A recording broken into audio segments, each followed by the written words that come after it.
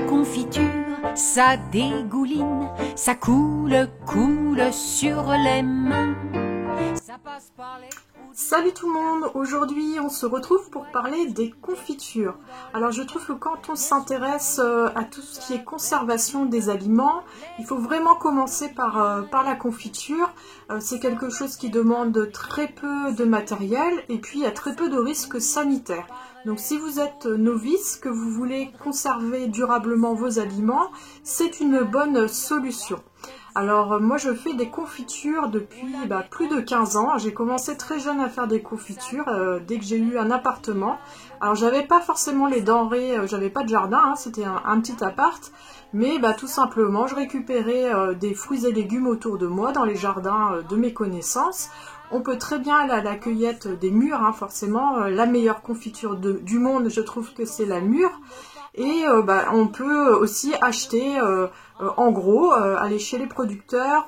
Chez nous, ils se vendent des petits cajots de confiture, de fraises gâtées, on va dire, où vous pouvez faire de la très bonne confiture de fraises. Alors aujourd'hui, le but c'est de vous montrer ce que j'utilise comme matériel. Vous allez voir, c'est vraiment très rudimentaire. Vous avez la plupart d'entre vous ça à la maison. Il n'y a pas besoin d'avoir des choses extraordinaires avec un peu de récupération. Et je vais vous montrer les ingrédients aussi que je suis éventuellement amenée à utiliser pour faire de la confiture. Allez, c'est parti!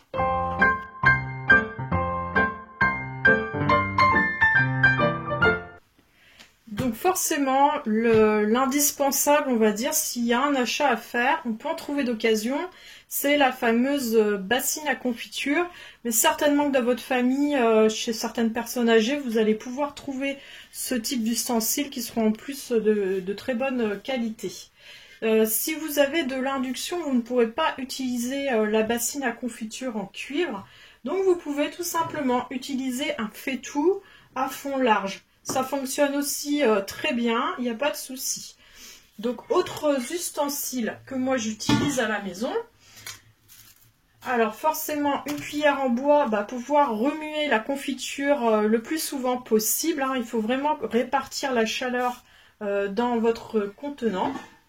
Ensuite, ce que vous pouvez avoir, c'est un écumoire. Donc, ça permet d'enlever l'écume et aussi les impuretés de la confiture. Ce que vous pouvez utiliser aussi, c'est ce petit ustensile qui vous permet de remplir les pots proprement. Ça coûte pas très cher et c'est vraiment pratique.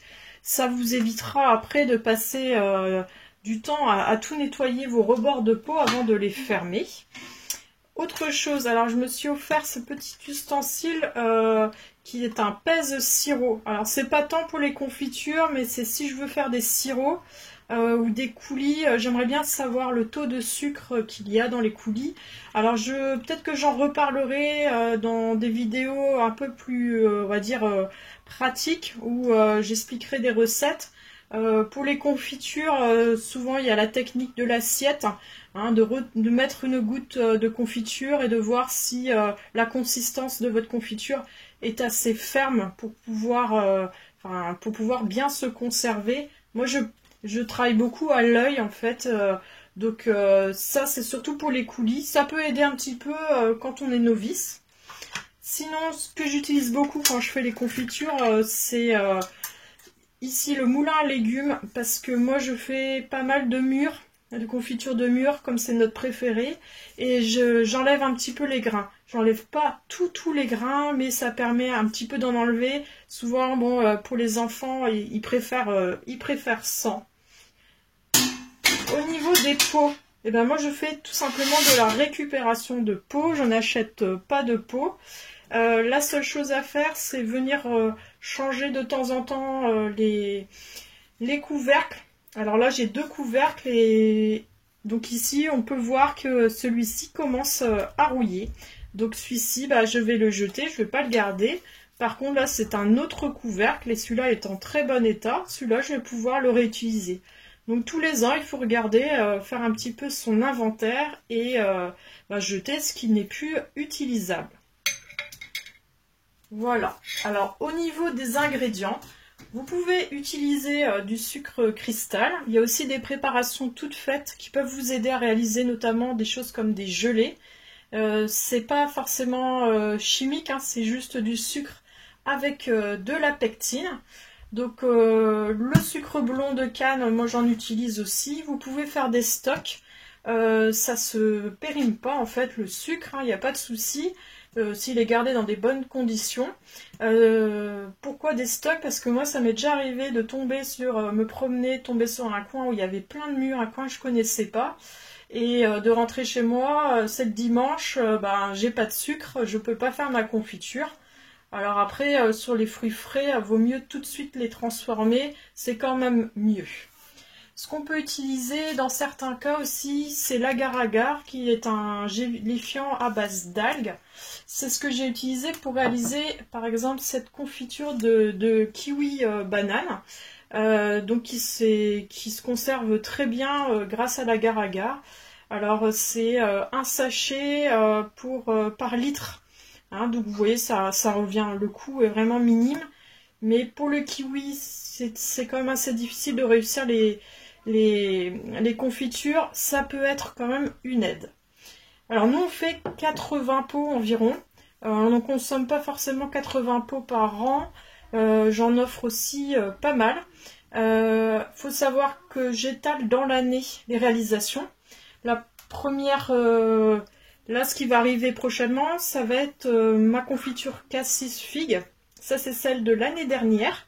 Puisqu'en fait, mes cassis et mes figues vont mûrir en même temps et je fais un mix. Je mélange beaucoup les fruits ensemble. Ensuite, je vais avoir la mûre à la mi-août environ, ça dépend des années. Après, je peux faire de la rhubarbe, j'ai plusieurs pieds de rhubarbe, donc ça j'en ai aussi toute l'année. Et là, par exemple, ça c'était au mois de décembre, mais j'aurais pu commencer en octobre-novembre. Faire de la marmelade, donc avec la courge de Siam, qui est cette courge-ci, qui est très intéressante. Vous mettez un pied de courge, vous pouvez avoir jusqu'à 10 courges comme ça, je l'ai vérifié chez moi, j'en ai eu vraiment de très nombreuses. Donc c'est pour ça que j'ai fait pas mal là j'avais fait beaucoup de pots de confiture que j'ai offert à mon entourage. Et c'est une recette espagnole, donc ça fait un peu des cheveux d'ange, c'est délicieux. J'avais mis un peu de citron bergamote. Sinon, vous avez la courge muscade. J'ai réalisé aussi cette confiture-là.